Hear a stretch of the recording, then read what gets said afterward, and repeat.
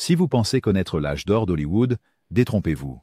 Certains de ces films les plus audacieux ont été effacés avant que la plupart des gens n'en voient une seule image. Quel genre de film pouvait pousser les censeurs, les studios, et même le gouvernement à se précipiter pour le fermer? Pourquoi ces titres ont-ils été enfermés, chuchotés et presque oubliés? Ce soir, nous levons le rideau de velours pour révéler les films perdus que vous n'étiez jamais censé voir. Mais attention, tous les secrets ne restent pas enterrés à Tinseltown. Le Miracle, 1948. Si vous pensez que la censure cinématographique concernait les scènes osées et la violence, The Miracle renversera cette idée. Importé aux États-Unis en 1950 dans le cadre de l'anthologie Ways of Love, ce court-métrage de Roberto Rossellini mettait en vedette Anna Magnani dans le rôle d'une femme mentalement handicapée qui croit avoir été visitée par Saint Joseph et se retrouve enceinte après avoir été abusée par un mystérieux étranger. Ce qui s'est passé ensuite est l'une des batailles de censure les moins connues mais les plus cruciales d'Hollywood. La Légion catholique de la décence s'est déchaînée, qualifiant le film de sacrilège. Le cardinal Spellman l'a condamné depuis la chaire de la cathédrale Saint-Patrick, et des groupes religieux ont organisé de bruyantes manifestations devant les cinémas. Le Conseil des régents de New York a retiré sa licence d'exposition, l'interdisant ainsi, effectivement. Mais c'est ici que l'histoire oubliée devient un jalon juridique. Le distributeur Joseph Burstyn a contesté l'interdiction jusqu'à la Cour suprême. La décision de 1952, Burstyn contre Wilson, a été un tournant majeur, déclarant pour la première fois que les films sont une forme protégée de liberté d'expression en vertu du premier amendement. D'une manière tordue, la suppression du film a fini par libérer la créativité de générations de cinéastes. Mais à l'époque, les studios sont devenus terrifiés par tout ce qui était vaguement religieux ou controversé, nettoyant les scénarios et mettant des projets en attente pour éviter des fiascos similaires. Le Miracle lui-même a presque disparu des écrans américains pendant des années. Son héritage, cependant, est partout, dans chaque film provocateur qui a suivi, et dans la liberté à laquelle Hollywood s'accroche encore aujourd'hui. L'ironie? Ce film sur la foi et l'innocence a failli briser la censure cinématographique américaine, mais reste presque inconnu des amateurs occasionnels. Une pierre angulaire cachée dans l'histoire du cinéma interdit. Freaks, 1932. L'expression « trop dérangeant » pour le public est souvent utilisée, mais Freaks a redéfini ce que cela signifiait pour toute une industrie. Réalisé par Todd Browning au sommet de sa carrière, juste après le succès massif de Dracula, ce film de la MGM a plongé les spectateurs dans le monde sombre des spectacles de cirque, en faisant appel à de véritables artistes avec des différences physiques. L'intention de Browning était radicalement compatissante pour son époque. Les soi-disant monstres étaient les héros sympathiques du film, tandis que les personnes valides étaient représentées comme des méchants. Mais l'Amérique n'était pas prête. Les spectateurs d'essai auraient fui les salles de cinéma, horrifiés. Une femme a même menacé de porter plainte, affirmant que le film avait causé sa fausse couche. MGM a paniqué. Les dirigeants ont coupé 30 minutes de la version originale, ajouté une fin heureuse forcée et fait tout leur possible pour enterrer ce qu'ils avaient créé. Malgré ces efforts, Freaks a été interdit au Royaume-Uni pendant 3 décennies et retiré de la circulation aux États-Unis après une courte et désastreuse diffusion. La réaction a été si intense que la carrière autrefois brillante de Todd Browning s'est effondrée presque du jour au lendemain. Le studio a même retiré son nom des supports promotionnels, comme si effacer le film pouvait effacer le souvenir de sa controverse. Pendant des décennies, Freaks a été chuchoté, mais rarement vu, circulant comme une légende interdite parmi les cinéphiles. Ce n'est que dans les années 1960 qu'il a commencé à réapparaître, finalement célébré pour son empathie et son audace. Aujourd'hui, le chant emblématique du film, « Un de nous, est référencé dans la culture pop, mais la plupart des spectateurs ignorent d'où il provient. Freaks est un monument du pouvoir de Hollywood à choquer et de sa terreur face à tout ce qui défie le courant dominant, même au nom de la compassion. The Outlaw, 1943. Howard Hughes n'a jamais suivi les règles d'Hollywood, et The Outlaw est l'exemple le plus fou de sa guerre avec les censeurs. Une confrontation à la fois légendaire et largement oubliée. Apparemment, un western sur Billy the Kid et Pat Garrett, le film était en réalité un moyen de mettre en avant Jane Russell et l'attention obsessionnelle de Hughes sur sa silhouette. Le célèbre soutien-gorge en porte-à-faux conçu par Hughes est devenu un symbole de la bataille entre l'art, le commerce et la censure, même si Russell a dit plus tard qu'elle ne l'avait jamais réellement porté. Les véritables feux d'artifice ont commencé après le tournage. Le Hays Office, gardien du code de production cinématographique, a exigé des coupes répétées pour indécence. Hughes a suffisamment obtempéré pour obtenir une sortie, puis a organisé une campagne publicitaire qui a rendu le film infâme avant que la plupart des spectateurs n'en voient une image. Quelles sont les deux grandes raisons de l'ascension de Jane Russell vers la célébrité? C'était le slogan à peine subtil affiché sur des panneaux d'affichage à travers le pays. Le banni a été retiré des salles, projeté lors de séances secrètes, puis finalement ressorti des années plus tard, sa réputation alimentée entièrement par la controverse. Le stratagème a fonctionné. Au moment où le film a eu une large diffusion, il était un succès au box-office. La preuve que lutter contre la censure pouvait être bon pour les affaires si l'on jouait bien ses cartes. L'ironie est que le film lui-même, un patchwork de reshoot et de réédition, est presque secondaire. Il est devenu célèbre comme un cas d'école sur la façon d'exploiter le système. Hughes a transformé la censure en un outil de marketing, une démarche si avant-gardiste qu'elle serait copiée par des générations de cinéastes. Néanmoins, la vision originale a été perdue, sacrifiée, comme si souvent à l'âge d'or, sur l'autel de la décence publique et des profits privés. Salt of the Earth, 1954. S'il y a un film qui prouve que les plus grandes craintes d'Hollywood n'étaient pas toujours à propos du sexe ou de la violence, mais de la politique, c'est Salt of the Earth. Ce drame indépendant sur le travail filmé dans le Nouveau-Mexique rural est un point de tension pour tout ce que les patrons des studios de l'âge d'or espéraient supprimer. Les droits des travailleurs, l'égalité raciale et la liste noire. Le film a été réalisé par Herbert Biberman, écrit par Michael Wilson et produit par Paul Jericho, chacun victime de la liste noire d'Hollywood, écarté pour des sympathies communistes supposées. Incapables de travailler dans le système des studios, ils ont pris leur indépendance, collaborant avec un syndicat de mineurs de zinc américano-mexicain pour réaliser un film qui brouillait la frontière entre fiction et réalité. Ce qui s'est passé ensuite ressemble à un thriller d'espionnage. The Hollywood Reporter a qualifié le film de production communiste. Le FBI a mis le plateau sous surveillance. Des vigilantes locaux ont tiré sur le casting et l'équipe. La star du film, Rosaura Revueltas, a été arrêtée et expulsée avant la fin du tournage. L'industrie a fermé ses portes, les projectionnistes ont refusé de le projeter, et les cinémas grand public l'ont mis sur liste noire.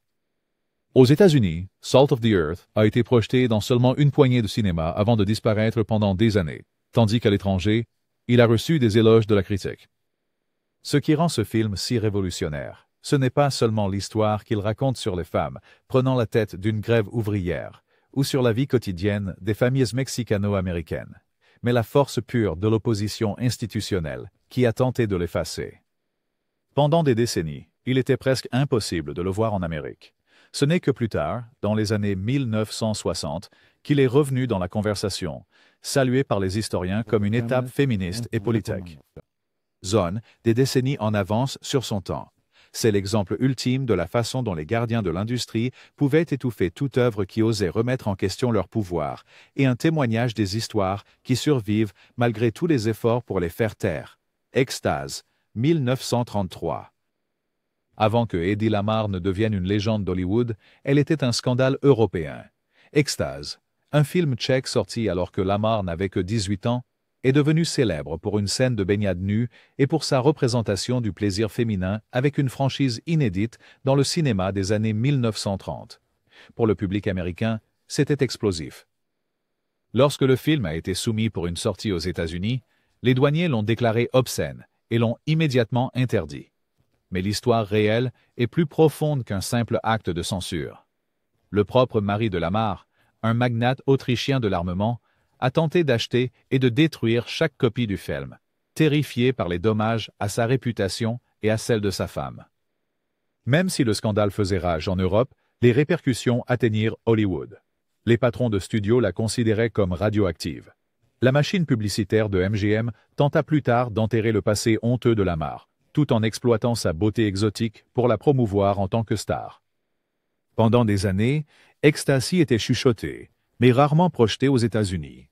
Lorsqu'il apparaissait, il était découpé par les censeurs, supprimant tout sens de l'audace de l'histoire. Ironiquement, alors que l'Amérique rejetait la sexualité de Lamar à l'écran, elle ignorait son autre génie. Hedy Lamarr, la supposée reine du scandale, a co-inventé un système de saut de fréquence qui a ensuite formé la base du Wi-Fi, du Bluetooth et des communications militaires sécurisées. L'extase est devenue un avertissement pour des générations d'actrices, preuve que même une brève nudité artistique pouvait faire dérailler toute une carrière dans le Hollywood puritain. Aujourd'hui, le film est rappelé non seulement pour sa controverse, mais comme une étincelle dans la lutte pour l'autonomie sexuelle des femmes à l'écran, et comme une note de bas de page dans l'histoire d'un génie dont les véritables réalisations étaient cachées derrière un seul film interdit. L'Étoile du Nord, 1943. L'Étoile du Nord est le film oublié qui prouve qu'un film peut passer de patriotique à propagande ennemie du jour au lendemain, selon la direction des vents politiques. Produit au plus fort de la Seconde Guerre mondiale par MGM, avec un scénario de Lillian Hellman et une réalisation de Lois Milestone, c'était un drame à gros budget sur des villageois ukrainiens résistant à l'invasion nazie. À l'époque, l'Union soviétique était l'allié crucial de l'Amérique, et Hollywood subissait une pression directe du gouvernement américain pour soutenir l'effort de guerre. The North Star correspondait parfaitement à cette mission. Ces héros soviétiques étaient dépeints comme courageux, chaleureux et humains. Le film a obtenu 4 nominations aux Oscars et était considéré comme un modèle d'unité alliée. Mais l'histoire n'est jamais figée. Après la guerre, alors que les relations avec l'URSS se détérioraient et que la guerre froide commençait, The North Star est soudainement devenu un handicap. Les croisés anticommunistes ont désigné le film comme preuve de sentiments subversifs à Hollywood. Hellman et Milestone ont été convoqués devant le comité des activités anti-américaines de la Chambre pour défendre leur loyauté.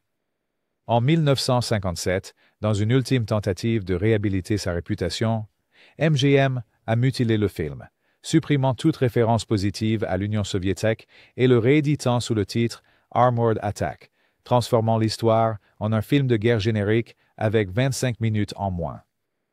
La version originale a été supprimée, disponible uniquement dans quelques archives. Et le N et les noms impliqués ont été discrètement ternis. L'Étoile du Nord est une étude de cas parfaite sur la rapidité avec laquelle les choses peuvent changer et comment un film peut être à la fois un outil patriotique et un artefact interdit selon qui est aux commandes. Aujourd'hui, il survit comme une relique d'alliance disparue, un monument à la paranoïa politique et un avertissement que rien à Hollywood ne reste en sécurité longtemps. Scarface, 1932.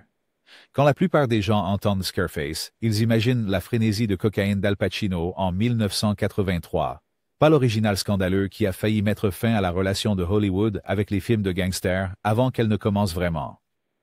Réalisé par Howard Hawks et produit par l'éternellement controversé Howard Hughes, le Scarface de 1932 était un regard brut et sans concession sur le crime organisé, vaguement inspiré par la pluie sanglante d'Al Capone.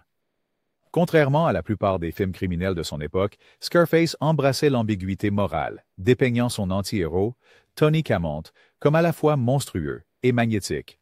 Ce n'était pas seulement la violence, choquante même selon les normes d'aujourd'hui, mais la volonté du film de brouiller la ligne entre criminel et public, osant les spectateurs à s'identifier à un tueur. Le Hays Office, les nouveaux censeurs du cinéma américain, étaient consternés. Ils ont exigé des modifications drastiques, de nouvelles fins, et même un changement de titre, insistant pour que Hughes ajoute un avertissement et un prologue moralisateur. Mais Hughes, toujours le non-conformiste, a riposté, retardant la sortie du film et défiant les censeurs à chaque étape.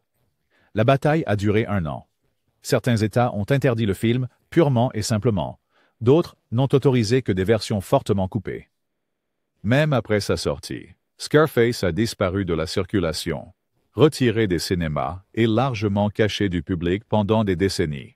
Sa légende a grandi sous terre, chuchotée par les cinéphiles et les passionnés de crime. Au moment où le remake des années 1980 est arrivé, l'original était devenu une icône du Hollywood interdit, preuve que la portée des censeurs pouvait être à la fois impitoyable et arbitraire. Aujourd'hui, Scarface reste un rappel que les films les plus dangereux ne sont pas toujours les plus explicites. Ce sont ceux qui tendent un miroir à la société et refusent de détourner le regard. peu importe qui exige qu'il le fasse.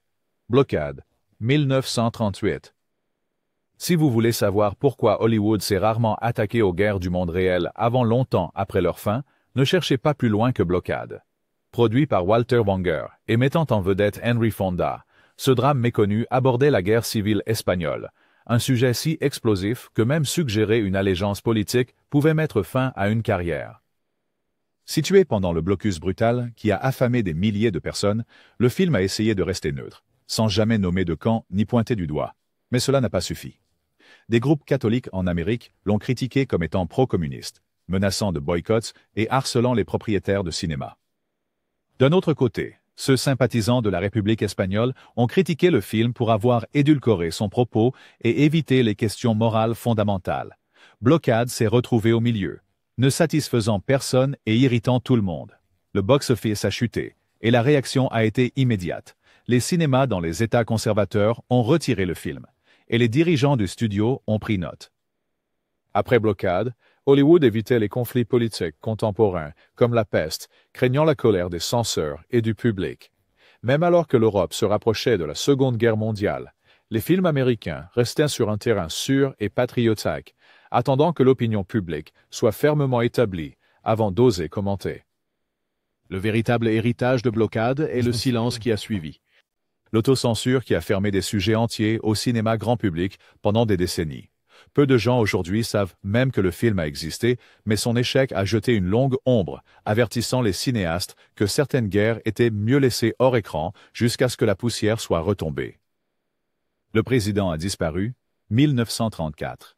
Imaginez un film si provocateur que son studio a décidé qu'il était plus sûr de l'effacer de la mémoire publique que de risquer les conséquences politiques. C'est exactement ce qui est arrivé avec Le président a disparu, un thriller politique réalisé par William Wellman chez Paramount. L'histoire imaginait un président des États-Unis qui simule son propre enlèvement pour empêcher des intérêts commerciaux obscurs d'entraîner l'Amérique dans une guerre européenne.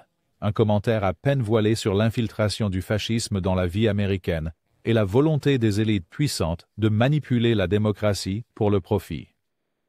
Sorti juste au moment où le code Hayes resserrait son emprise sur Hollywood, The President Vanishes est passé avant que les censeurs ne verrouillent complètement le contenu politique. Mais les vrais problèmes sont venus plus tard. Le Congrès a commencé à enquêter sur Hollywood pour une supposée propagande subversive, et ce film a été présenté comme preuve de la manière dont les films pouvaient influencer l'opinion publique et saper le statu quo. Paramount, terrifié par les représailles du gouvernement, a discrètement retiré le film de la circulation et a refusé de le rééditer. Il a disparu de la vue, presque effacé des archives historiques. L'effet dissuasif a été instantané et durable. Les grands studios ont été terrifiés par les thrillers politiques qui remettaient en question les institutions américaines, préférant enterrer de telles critiques. Pendant des décennies, The President Vanishes était le film dont personne ne parlait. Un avertissement silencieux pour quiconque pensait que Hollywood pouvait défier les puissants et s'en sortir. Aujourd'hui, il survit dans des copies éparses, une relique d'une époque où dire la vérité au pouvoir était dangereux, non seulement pour les personnages à l'écran, mais aussi pour les personnes derrière la caméra. La lune était bleue, 1953. Parfois, un film n'est pas interdit pour ce qu'il montre, mais pour ce qu'il ose dire.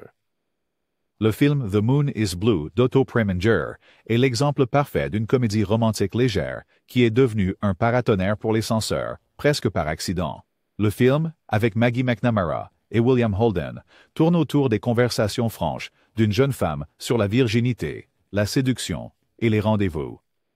Selon les normes d'aujourd'hui, c'est sage, presque désuet. Mais au début des années 1950, même mentionner vierge ou enceinte à l'écran suffisait à faire voir rouge aux censeurs. L'administration du code de production a refusé de donner au film son sceau officiel, insistant sur le fait qu'un tel langage était inapproprié pour le public. Au lieu de céder, United Artists et Preminger ont pris une décision sans précédent. Ils ont sorti le film malgré tout, sans l'approbation du code. Cet acte à lui seul a suffi pour que le film soit interdit à Boston, Memphis et Kansas City, et condamné par la Légion de décence catholique. Certaines salles ont refusé de le projeter, tandis que d'autres ont été piquetées par des manifestants brandissant des banderoles sur la moralité publique. Ironiquement, Tout ce tumulte a transformé The Moon is Blue en un succès au box-office. La controverse a été la meilleure campagne publicitaire que l'argent ne pouvait pas acheter. Le véritable héritage, cependant, est la façon dont cette comédie douce a contribué à briser l'emprise de l'autocensure d'Hollywood. Une fois que les studios ont vu que le public affluait vers un film interdit et que le monde ne s'effondrait pas lorsqu'un scénario utilisait un langage simple, le pouvoir du code de production a commencé à s'effriter. Aujourd'hui, The Moon is Blue est presque oublié. Son dialogue étonnamment innocent. Mais en 1953, c'était une révolution dans une tasse de thé. Un film interdit qui a ouvert les portes à tout ce qui a suivi. Strange Victory, 1948. On n'entend pas beaucoup parler de Strange Victory, et ce n'est pas par hasard. Ce documentaire indépendant réalisé par Leo Hurwitz a fait quelque chose que peu de films osaient faire dans l'Amérique d'après-guerre. Il a tenu un miroir au racisme américain et a demandé pourquoi le pays qui venait de vaincre le fascisme à l'étranger continuait de maintenir la ségrégation et la bigoterie chez lui. En utilisant des images d'actualité et des juxtapositions saisissantes, Hurwitz a comparé la propagande nazie aux scènes de l'Amérique de Jim Crow, soutenant que les mêmes germes de haine pouvaient prendre racine n'importe où. Au début des années de la guerre froide, c'était de la dynamite. Les grands distributeurs ne voulaient pas toucher au film. Des accusations de sympathie communiste étaient lancées contre quiconque y était lié. Les cinémas refusaient de le programmer, craignant un examen minutieux du gouvernement ou des réactions locales. Strange Victory a été discrètement enterré, non pas par une interdiction officielle, mais par un climat de peur et de suspicion qui étouffait les voix dissidentes. Il a rarement été diffusé en dehors d'une poignée de lieux indépendants. Son message a été effectivement effacé de la conversation publique pendant des décennies. Ce qui rend Strange Victory si remarquable aujourd'hui, c'est sa prescience. Il a prédit les batailles pour les droits civiques à venir, mais aussi le long silence inconfortable imposé par une industrie terrifiée par la controverse. La suppression du film a envoyé un signal clair aux cinéastes. L'injustice raciale était un sujet trop dangereux, non pas parce que le public ne s'en soucierait pas, mais parce que ceux au pouvoir ne voulaient pas que le bateau soit secoué. Strange Victory se tient comme un fantôme du passé d'Hollywood, preuve que parfois les films que nous avons le plus besoin de voir sont ceux qu'on ne nous permet jamais de voir. The Prowler, 1951. Le rôdeur est le genre de film qui a disparu. Non pas parce qu'il était explicite ou choquant dans un sens traditionnel, mais parce qu'il osait cibler les institutions américaines, la police en particulier, à une époque où remettre en question l'autorité était en soi tabou. Réalisé par Joseph Losey et mettant en vedette Van Heflin dans le rôle d'un policier corrompu, obsédé par une femme au foyer solitaire, ce film noir brut ne montre pas seulement les forces de l'ordre franchissant des limites. Il démolit le mythe de l'infaillibilité policière qui dominait les médias américains d'après-guerre. Au lieu de cela, Losey présente un monde où l'abus de pouvoir est bien trop réel et où la justice n'est pas garantie. Lorsque le film est sorti, les organisations policières, à travers le pays, ont vivement protesté. Certaines commissions d'État et locales ont exigé que des scènes entières soient coupées, surtout celles suggérant une dissimulation au sein du département. D'autres ont carrément refusé de le projeter, le qualifiant de subversif. La controverse s'est intensifiée car Losey lui-même était déjà sous suspicion du comité des activités anti-américaines de la Chambre. Après la sortie du film, il a été mis sur liste noire et contraint à l'exil, sa carrière américaine brisée. L'écrivain, Hugo Butler, a également été mis sur liste noire, contraint de contribuer sous un pseudonyme.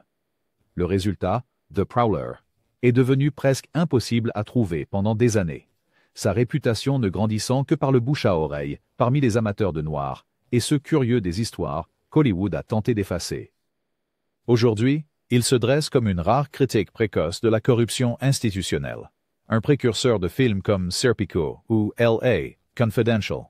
Mais dans les années 1950, c'était juste une autre histoire interdite, mise de côté parce qu'elle osait suggérer que parfois, les gentils n'étaient pas si gentils après tout. Mission to Moscow, 1943. Mission to Moscow reste un conte étrange et presque oublié de la volonté d'Hollywood de se plier au vent politique.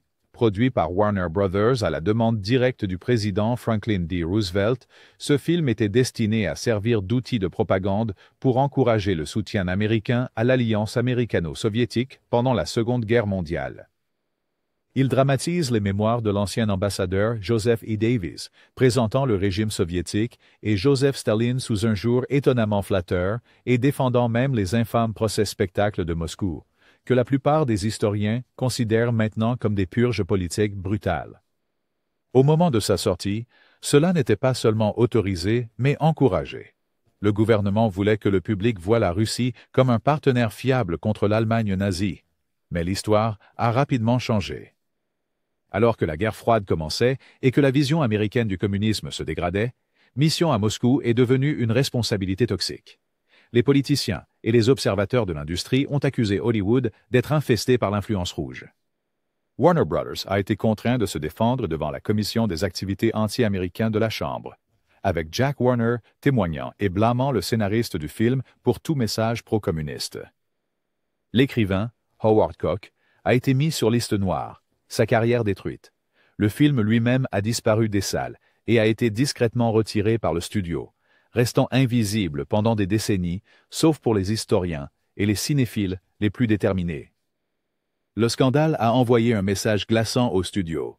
Un film officiellement approuvé aujourd'hui pourrait mettre fin à une carrière demain. Mission to Moscow est rarement mentionné dans les rétrospectives grand public de l'âge d'or. Pourtant, c'est un exemple crucial de la rapidité avec laquelle l'art pouvait devenir dangereux, simplement à cause des changements de marée politique. Son étrange héritage disparu persiste encore comme un avertissement que, à Hollywood, le patriotisme et la trahison ne sont séparés que par le temps et le pouvoir. Baby Doll, 1956. Peu de films ont provoqué une tempête religieuse aussi intense que Baby Doll d'Elia Kazan, écrit par Tennessee Williams et mettant en vedette Carol Baker dans le rôle d'une jeune mariée naïve et enfantine prise dans un étrange réseau de consommation retardée et de jeux d'adultes. Le marketing suggestif du film et ses thèmes provocateurs ont secoué l'Amérique des années 1950. La Légion catholique de la décence a mené la charge, condamnant publiquement Baby Doll comme gravement offensant pour les normes chrétiennes et traditionnelles de moralité et de décence. Le cardinal Spellman est allé jusqu'à dire que c'était un péché pour les catholiques de le regarder, dénonçant le film depuis la chaire de la cathédrale Saint-Patrick. Les grandes chaînes de cinéma ont refusé de le projeter. Les censeurs locaux l'ont interdit purement et simplement dans plusieurs villes, surtout dans les bastions conservateurs. L'affiche infâme du film montrant Carol Baker dans un berceau en train de sucer son pouce n'a fait qu'intensifier l'indignation. Ironiquement, Baby Doll a passé la révision du code Hays après des modifications significatives de scénario, mais l'implication s'est avérée plus incendiaire que le contenu explicite. Les spectateurs ont été scandalisés par ce qu'ils imaginaient, non par ce qu'ils voyaient réellement. Malgré les éloges de la critique et les nominations aux Oscars, le box-office du film a été paralysé par le boycott. Pendant des années, Baby Doll était une légende chuchotée, trop controversée pour la télévision de réseau et difficile à trouver en dehors de rares projections dans des cinémas d'art et d'essai. Aujourd'hui, sa réputation de cause célèbre s'est largement estompée, mais son histoire est un chapitre clé dans l'histoire de la censure, preuve que la suggestion, l'insinuation et l'ambiguïté pouvaient susciter encore plus de fureur qu'un tabou manifeste. Dans les annales de cinéma interdit, Baby Doll reste un témoignage de la puissance brute, de l'implication et des limites imprévisibles de ce que l'Amérique tolérera à l'écran. Les Sentiers de la gloire, 1957. Les Sentiers de la gloire, le chef-d'œuvre anti-guerre de Stanley Kubrick, est rarement rappelé comme un film interdit. Mais son histoire raconte une histoire bien plus sombre sur la censure internationale et la volonté d'Hollywood de jouer le jeu. Avec Kirk Douglas dans le rôle d'un officier français de principe défendant des soldats accusés à tort pendant la Première Guerre mondiale. La représentation du leadership militaire français comme lâche et insensible a été incendiaire, surtout pour le gouvernement français. La réaction a été rapide et sévère. Les Sentiers de la gloire a été purement et simplement interdit en France et dans plusieurs de ses colonies pendant près de 2 décennies. Les responsables français ont protesté directement auprès de Hollywood, utilisant des canaux diplomatiques pour s'assurer que le film ne soit pas diffusé dans les salles. Le film n'étant officiellement pas montré en France avant 1975. Les raisons n'étaient pas subtiles. Personne ne voulait voir ces héros nationaux dépeints comme corrompus, surtout après 2 guerres mondiales et au milieu de conflits coloniaux en cours. Les soutiens américains de United Artists et de Kubrick, désireux de maintenir de bonnes relations internationales et d'éviter de perdre des marchés étrangers précieux, ont discrètement acquiescé, coopérant avec l'interdiction et limitant la distribution européenne du film. Le résultat? Un film qui est maintenant reconnu comme l'un des plus grands films anti-guerre jamais réalisés a été largement caché au public qu'il critiquait. Les Sentiers de la gloire ont établi un précédent pour Hollywood.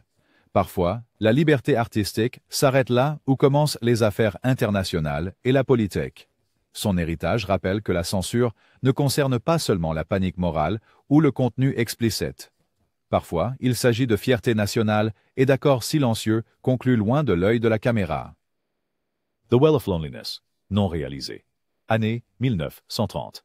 Tous les films interdits n'ont pas réellement atteint l'écran. Certains, comme The Well of Loneliness, ont été effacés avant même qu'une seule image ne soit tournée. Réduits au silence, non pas par l'indignation du public, mais par la simple menace de controverse. Le roman de 1928 de Radcliffe Hall était une œuvre marquante de la littérature LGBTQ, racontant l'histoire d'une femme lesbienne naviguant dans un monde qui refusait de l'accepter. Sa notoriété dans le monde littéraire fut immédiate. Le livre fut interdit au Royaume-Uni et dénoncé comme obscène aux États-Unis, mais se vendit rapidement, attirant l'attention de plusieurs grands studios hollywoodiens au début des années 1930. Dans un monde différent, The Well of Loneliness aurait pu devenir un mélodrame de l'âge d'or, un saut audacieux pour la représentation queer. Mais le code de production, renforcé par une opposition féroce de groupes religieux, notamment la Légion de décence catholique, a déclaré ces histoires intouchables. Même la possibilité d'une adaptation cinématographique a suscité des boycotts et des menaces, avec des avertissements que tout studio osant porter le roman à l'écran ferait face à une mise à l'index dans toute l'industrie. En 1934, The Well of Loneliness a été placé sur une liste de sujets inadaptables, rejoint par d'autres sujets tabous, comme les romances interraciales et la discussion ouverte de l'homosexualité. Son effacement est devenu un précédent glaçant. Non seulement les films pouvaient être interdits après leur production, mais certains étaient désormais étouffés, avant même de pouvoir être imaginés. La partie la plus révélatrice de cette histoire est le silence qu'elle a laissé derrière elle, un modèle de la manière dont la menace de censure pouvait effacer des vies et des histoires entières de la conscience publique. Pendant des décennies, l'idée même de The Well of Loneliness comme un film était un sujet interdit. Son absence résonne plus fort que n'importe quel film retiré des écrans, nous rappelant combien de voix ont été privées de la possibilité de s'exprimer durant l'âge d'or d'Hollywood. Rope of Sand, 1949. Rope of Sand n'est peut-être pas un nom familier, mais il marque un moment clé dans la longue danse malaisée d'Hollywood avec le pouvoir des entreprises et la censure. Réalisé par William Dieterle et mettant en vedette Burt Lancaster, ce film noir plonge dans la corruption et la brutalité du commerce de diamants en Afrique du Sud, un sujet que le véritable cartel de diamants De Beers ne voulait pas voir exploré sur les écrans américains.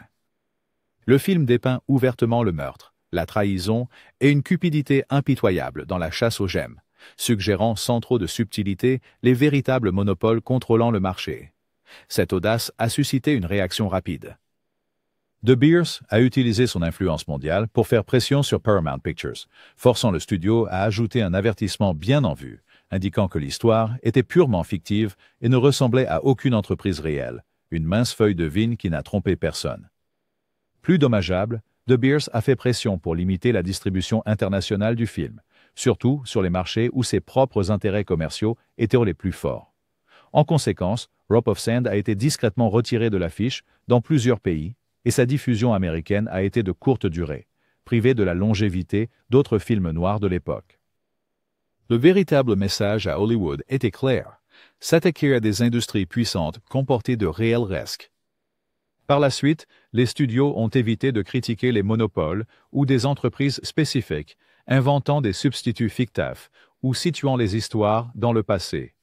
Pendant des décennies, le type de critique contemporaine brute vu dans Rope of Sand a presque disparu des grandes productions, remplacé par la prudence et le compromis. L'effacement presque total du film est un rappel frappant que, durant l'âge d'or, la censure pouvait venir des salles de conseil aussi facilement que des chairs ou des politiciens, et que l'argent, autant que la moralité, fixait les limites de ce que le monde était autorisé à voir. Kiss Me Deadly, 1955. Les films noirs étaient censés être sombres, mais En quatrième vitesse a poussé le genre à des profondeurs radioactives, littéralement. Réalisé par Robert Aldrich et mettant en vedette Ralph Meeker dans le rôle du détective Mike Hammer, cette adaptation d'un roman de Mickey Spillane a injecté la paranoïa d'après-guerre et l'angoisse atomique directement dans le courant sanguin du cinéma des années 1950. L'intrigue suit la descente de Hammer dans un réseau violent d'intrigues centré sur une mystérieuse boîte lumineuse, métaphore à peine voilée du film pour la destruction nucléaire. À sa sortie, les censeurs et les responsables gouvernementaux ont paniqué.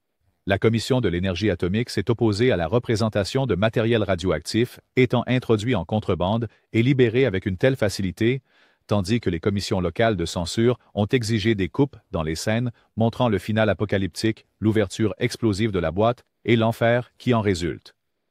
Dans certaines versions, une fin alternative plus sûre a été substituée avec des personnages échappant à l'explosion, atténuant l'impact nihiliste du film. Plus largement, la violence brute du film et ses sous-entendus subversifs, suggérant que la catastrophe atomique pourrait être le résultat final de la pure cupidité et corruption humaine, était considéré comme profondément anti-américain à l'époque des atomes pour la paix. Kiss Me Deadly a été discrètement supprimé dans de nombreux marchés, rarement diffusé à la télévision et, pendant des années, discuté davantage comme une curiosité dangereuse que comme un classique. Aujourd'hui, il est salué comme un jalon du film noir, cité pour son audace, style et vision dystopique. Mais à son époque, En quatrième vitesse n'était qu'un autre film qu'Hollywood a essayé de cacher. Preuve de la peur de l'époque que l'écran révèle plus sur les cauchemars de la société que sur ses rêves. Alors que le rideau tombe sur ces histoires perdues et interdites, nous restons avec la vérité que Hollywood admet rarement. Les films les plus révélateurs sont souvent ceux que vous n'étiez jamais censés voir. Ces bobines oubliées, réduites au silence par les censeurs, les entreprises et la peur, nous en disent plus sur le pouvoir et la paranoïa que n'importe quel classique poli ne pourrait jamais le faire. Si même quelques-uns ont survécu, combien ont disparu à jamais? Dites-nous dans les commentaires quel film vous a le plus choqué. Et n'oubliez pas de vous abonner pour plus de secrets du passé obscur d'Hollywood.